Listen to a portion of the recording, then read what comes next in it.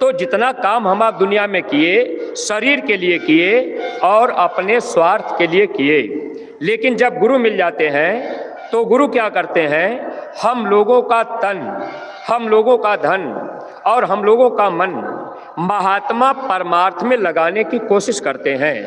क्योंकि परमार्थ में दिया हुआ तन, परमार्थ में दिया हुआ धन, परमार्थ में लगाया हुआ मन, यह हमारा आपका सब भजन में जोड़ा जाता है।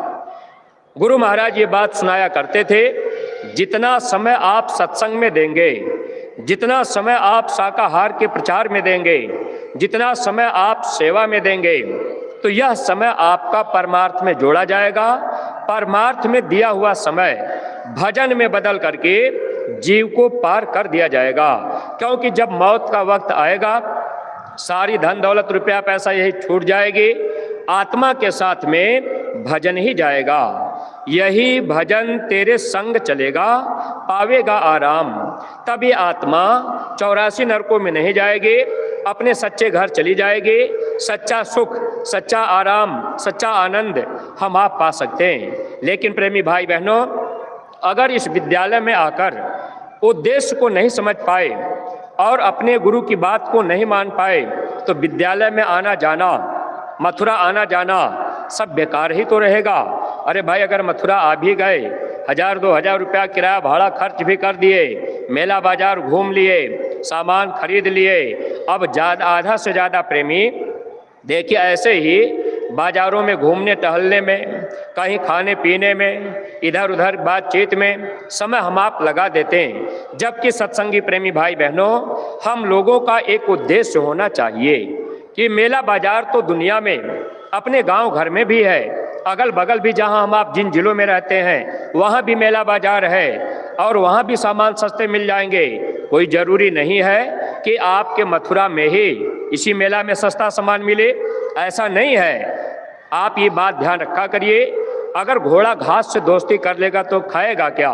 दुकानदार कभी भी सामान आपको घाटा दे करके नहीं बेचेंगे, तो सामान तो आपको वहाँ भी मिल जाएगा। लेकिन हम आप ये देखा जा रहा कि इतनी तेज़ी से दुकानें बढ़ती जा रही और हम आप सामान खरीद रहे, तब तो दुकानें बढ़ रही।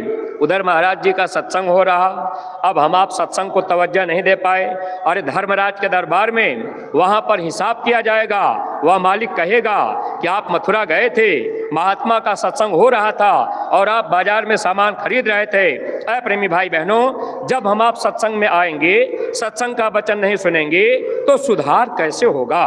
सत्संग से सुधरा नहीं ताको बड़ा अभाग।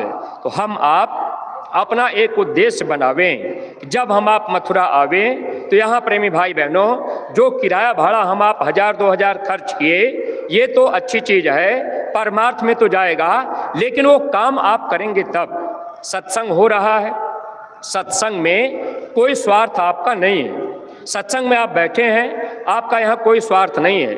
बाजार में सामान खरीद रहे, आपका स्वार्थ है, आपको सामान की जरूरत है, आप शरीर के लिए चाह रहे।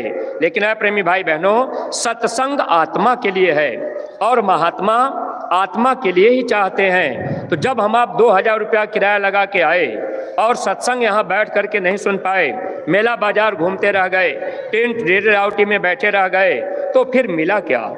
फिर समय तो अपना बेकार ही गया।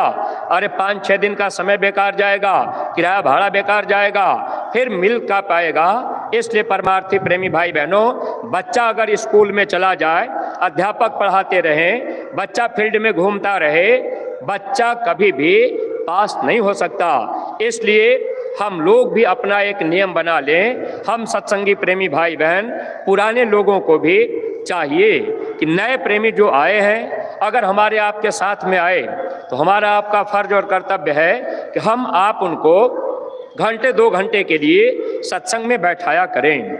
यह समय आपका परमार्थ में जोड़ा जाएगा, यही आत्मा के काम आएगा। ऐ प्रेमी भाई बहनों, अब आप यहाँ आए, डेरे रावटी लगाए गए, व्यवस्था की गई, भंडारे चल रहे। जो पुराने सत्संगी प्रेमी हैं, आपको ध्यान रखना है, नए लोगों से कोई बात नहीं कहनी है, लेकिन आपको तो जानकारी है कि जिस डेरे रावटी में आप रहते हैं, आप उस डेरे रावटी में रह रहे, जिस जमीन पर आप रह रहे, लाइट बिजली